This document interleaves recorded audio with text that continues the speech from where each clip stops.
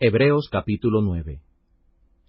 Tenía sin embargo el primero sus justificaciones del culto, y su santuario mundano. Porque un tabernáculo fue hecho, el primero, en que estaba el candelero y la mesa, y los panes de la proposición, lo que llaman el santuario.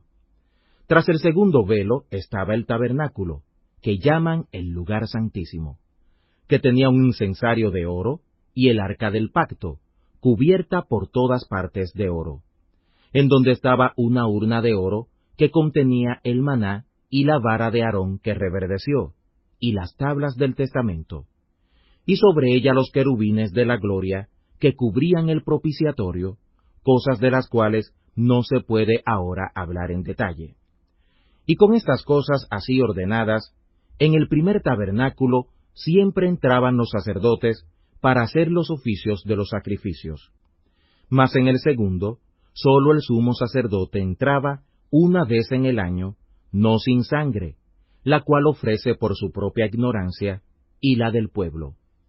Dando en esto a entender el Espíritu Santo, que aún no estaba descubierto camino para el santuario, entre tanto que el primer tabernáculo estuviera en pie, lo cual era figura de aquel tiempo presente, en el cual se ofrecían presentes y sacrificios que no podían hacer perfecto al que servía con ellos, en cuanto a la conciencia, sino en viandas y en bebidas y en diversos lavamientos y ordenanzas de la carne, impuestas hasta el tiempo de la corrección. Mas Cristo, ya estando presente, sumo sacerdote de los bienes que habían de venir, por otro más amplio y más perfecto tabernáculo, no hecho de manos, es a decir, no de esta creación, y no por sangre de machos cabríos ni de becerros, sino por su propia sangre, entró una sola vez en el santuario, diseñado para eterna redención.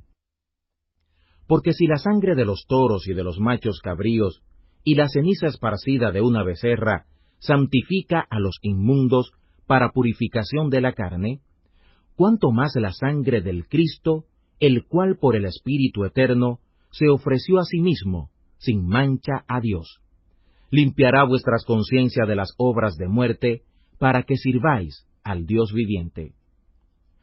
Así que, por eso es mediador del Nuevo Testamento, para que interviniendo muerte para la remisión de las rebeliones que había dejado del primer testamento, los que son llamados reciban la promesa de la herencia eterna.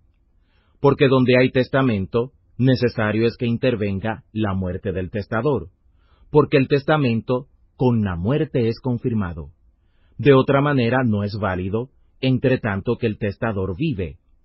De donde vino que ni aun el primero fue consagrado sin sangre. Porque habiendo leído Moisés todos los mandamientos de la ley a todo el pueblo, tomando la sangre de los becerros y de los machos cabríos con agua, y lana de grana, e hisopo, roció a todo el pueblo, y juntamente al mismo libro, diciendo, Esta es la sangre del testamento que Dios os ha mandado. Y además de esto, roció también con la sangre el tabernáculo, y todos los vasos del ministerio. Y casi todo es purificado según la ley con sangre, y sin derramamiento de sangre no se hace remisión.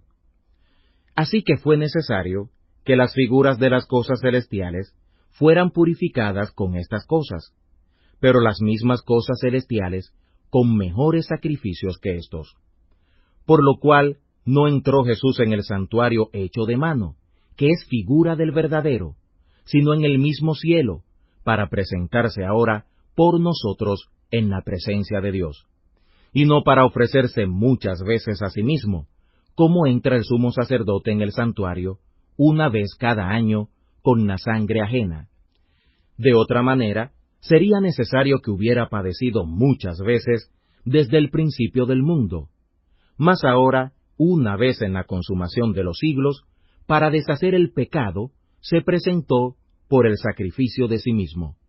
Y de la manera que está establecido a los hombres que mueran una vez, y después el juicio, así también el Cristo es ofrecido una vez para agotar los pecados de muchos. La segunda vez se manifestará para salud, a los que sin pecado lo esperan.